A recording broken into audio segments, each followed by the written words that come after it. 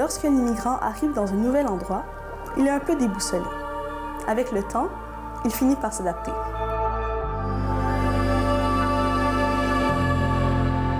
Personnellement, je n'ai pas eu de problème d'adaptation. Mais je me suis demandé, est-ce aussi facile pour tout le monde? Au cours de l'été 2018, C'est sur la télé m'a donné l'opportunité d'aller à la rencontre de gens de Vaudreuil-Soulanges lors de plusieurs événements où se rassemblaient diverses communautés culturelles. Bonjour Gareth. Bonjour. J'ai entendu dire que tu venais de l'Afrique du Sud et tu es arrivé ici à l'âge de 3 ans, c'est bien ça? Oui, je suis arrivé au Québec à l'âge de 3 ans. Parce que mes parents ont habité en France et ont eu mon frère et ma sœur à Paris. Puis après, ils ont déménagé au Québec. Et je suis née à Montréal. J'étais prof comme 300 au Chili, 300. Okay. Et après, on a décidé que c'était meilleur de venir ici. Parce que dans les années que j'étais là aussi, il y avait la dictature. Ma mère est haïtienne et mon père est québécois. Donc quand ma mère est venue ici, elle a rencontré mon père. Puis là, moi, je suis née ici. Donc, je suis d'origine belge, avec un petit passage en France avant de venir ici. Ça fait 37 ans qu'on est au Québec. Donc, je suis venu avec mes parents et, à Saint-Polycarpe. J'ai toujours résidé à Saint-Polycarpe. Moi, je trouve que je suis pas très différent des autres. Moi, j'aime mieux m'intégrer avec les gens d'ici, puis j'aime ça, la culture québécoise, autant que ma culture sud-africaine. Ma relation avec la culture française, c'est vraiment intérieure à moi, puis je la vis pas beaucoup avec les autres parce que les autres le savent pas en général. Je suis pas vraiment totalement habituée à la culture d'ici, donc oui, je comprends puis je m'habitue, mais j'ai les bases de d'autres pays, donc je me mélange un peu partout.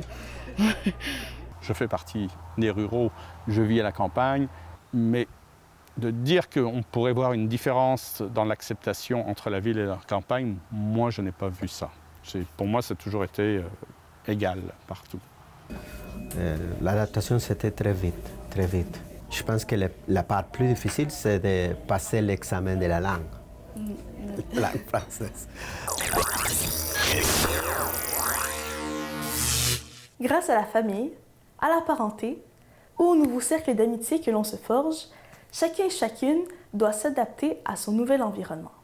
Depuis les premières années, j'ai commencé à avoir des amis, en particulier une amie de la Slovaquie qui était un prof aussi, professeur. Et c'est lui qui m'a donné le premier travail. Aujourd'hui, je suis chez ma collègue et amie Julia, qui, elle, est d'origine croate. Alors, on se taquine, ça fait l'occasion aussi de faire mieux connaître nos différentes cultures. Il faut aller voir l'autre. On n'a pas le choix d'aller voir l'autre, d'inviter et de montrer sa culture. Il faut que les gens soient accueillants, et ça a été le cas, mais il faut que l'immigrant aussi soit prêt donc, à aller vers la communauté d'accueil, à donner, à tendre la main, donc ça c'est important. Mais je vois que le Canada, c'est pas tout rose, mais c'est vraiment un beau pays avec de belles valeurs. Que tu viennes de n'importe quel pays, tu as quelque chose de différent à offrir, et moi je pense qu'il faut l'offrir à tes voisins, le montrer. Si une grande majorité se dit bien adaptée, malheureusement, il y en a qui sont victimes de propos racistes, voire haineux.